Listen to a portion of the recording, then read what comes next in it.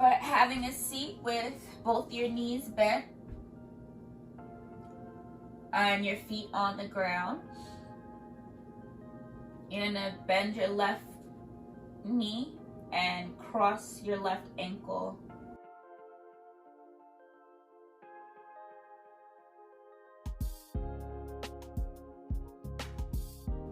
So you can hang out right here. This stretch gets deeper the closer you move your hips towards your right foot. It gets deeper.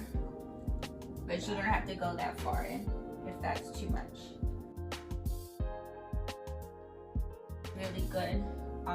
Like yeah, if you're sitting watching TV or YouTube, you can do this.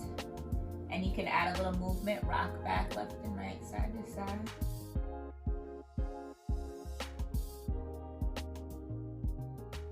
You did it on the left side, you gotta do it on the right. You can't ask for a hip stretch and then start halfway through.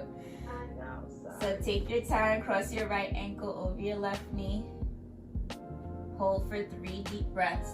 Take a full belly breath in, feel your chest fill up with air. Yeah, I recommend you always start on your left side because your right side is in so much pain. Ease yourself into this movement with the left side first. Exhale, release down.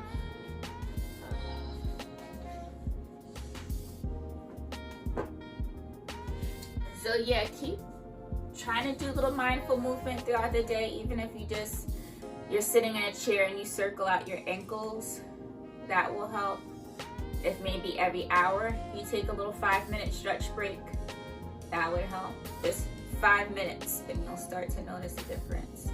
But yeah, you gotta keep moving through it. As long as you're not experiencing sharp pain that you cannot move through and you cannot breathe through, the pain is going to be there, it's going to hurt. But if it's manageable that you can move through it, keep moving through it because it's only going to help you